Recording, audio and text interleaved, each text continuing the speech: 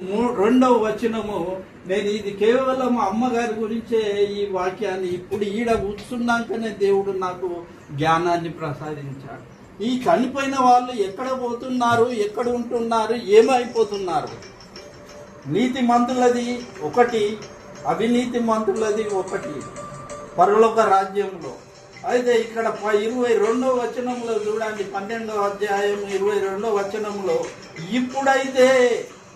ఎప్పుడైతే చనిపోయినప్పటి నుండి మొదలు అన్నమాట. ఇప్పుడైతే ఏ వ్యక్తి అయితే చనిపోతుందో భూలోకంలో, ఎవరైతే ఈ యొక్క గృహాలలో చనిపోతారో దేవుడు అంటున్నాడు ఇప్పుడైతే. ఎప్పుడో కాదు, రేపు కాదు, ఇయ్యాల కాదు, ఎల్లుండి కాదు. బైబిల్ వాక్యంలో ఉన్నది నేను చదువుతున్నా. 22వ వచనం. ఇప్పుడైతే కాంతమ్మ గారు చనిపోయిన దినము నుండి ఇప్పుడైతే సీయోను కొండకును జీవము గల దేవుని పట్టణమునకును అనగా పరలోకమందున్న యెరూషలేమునకును వేల కొలది దేవదూతల యొద్దకును ఆమె వచ్చి ఉన్నది. ఎంత గొప్ప గురుగారు ఆశీర్వాదం అండి. మీ మమ్మీ ఎక్కడికో పోయిందని మీరు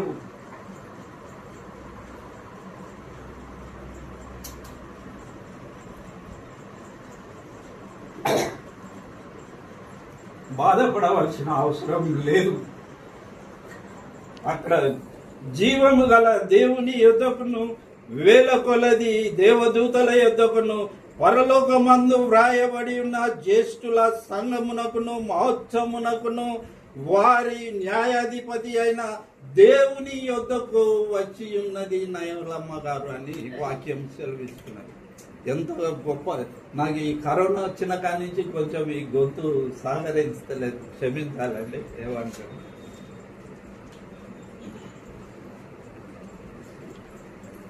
చాలా కరోనా. నేను చనిపోయేటోని బ్రతికాను మా ఇంట్లో. దేవుడే నన్ను కాపాడింది, నేను బ్రతికి ఉన్నాను. అయితే ఇక్కడ ఏం రాయబడి ఉన్నదంటే, వేల కొలది దేవదూతల యొద్దకును పరలోకమందు వ్రాయబడి ఉన్న జ్యేష్ఠుల సంఘమునకును మహోత్సవమునకును అందరి న్యాయాధిపతి అయిన దేవుని యొద్ద ఆత్మల యొద్దకు వచ్చి ఉన్నది నయలమ్మ గారు, కాంతయ్య గారు. అక్కడ ఉన్నారండి. ముగిస్తున్నా, 2 నిమిషాలు. అయితే ఇక్కడ ఏం రాయబడి ఉన్నది అంటే, జ్యేష్ఠుల సంఘము. సంఘాలు 2 అండి మన దగ్గర. ప్రభు స్థాపించిన సంఘాలు 2. ప్రభు అయిన యేసుక్రీస్తు స్థాపించిన సంఘాలు 2. భూలోకంలో ఒకటి తన స్వరక్తమిచ్చి సంపాదించిన సంఘము. అది అపొస్తలుల కార్యము 20వ అధ్యాయం 28వ వచనములో రాయబడి ఉంటది. దేవుడు తన స్వరక్తమిచ్చి సంపాదించిన సంఘము అది ఈ భూలోకంలో ఉన్నది. మనము ఎన్నో స్థాపించుకుంటాం సంఘాలు, కానీ దేవుడు స్థాపించిన సంఘాలు 2.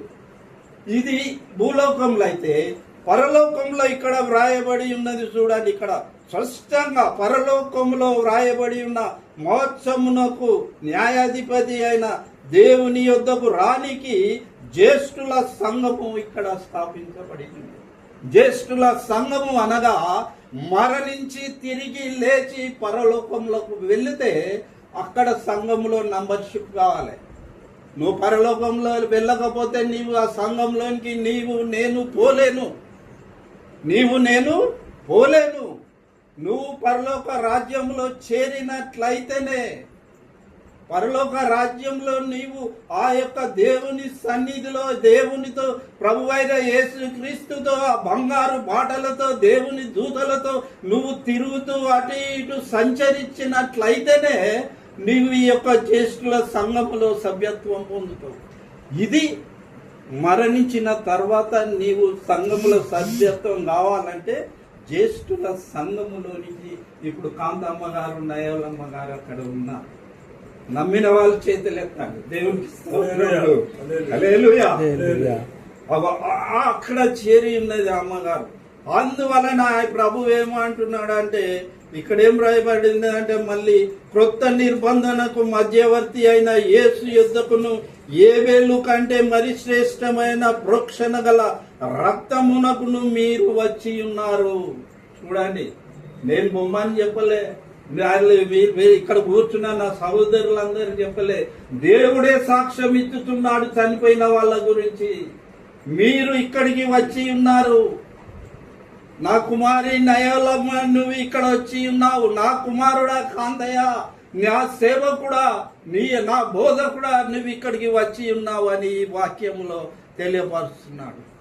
ఎంత చక్కని వాక్యం అండి. అందుకే ప్రభు ఈ యొక్క పుస్తుడైన పౌలు భక్తుడు అంటున్నాడు ఎఫెసీ పత్రికలో 1వ అధ్యాయం 21లో, బ్రతుకుట క్రీస్తు అంటే బ్రతుకుట క్రీస్తే, చావైతే లాభం. ఎవరైనా లాభపడతారా అని, చదువుతామని ఎవరన్నా అనుకుంటారా సార్? అబ్బో నాకు ఏమన్నా అయిందనుకో, నా బిడ్డ నా కొడుకు 1,00,000 రూపాయలు కానీ హాస్పిటల్లో డిటర్మెంట్ చేసి చెకప్ చేపిస్తాడు. కానీ పౌలు భక్తుడు చూడండి, ఈ లోకంలో నేను బతుకుతే నా దేవుడే, నా యెహోవా దేవుడే, నా క్రీస్తే. కానీ చనిపోతే ఇంకా లాభమే నాకు. విన్నారా అండి? చనిపోతే ఇంకా లాభమే. ఆ లాభం ఏంటంటే 2 మాటలు చెప్తా అమ్మగారు.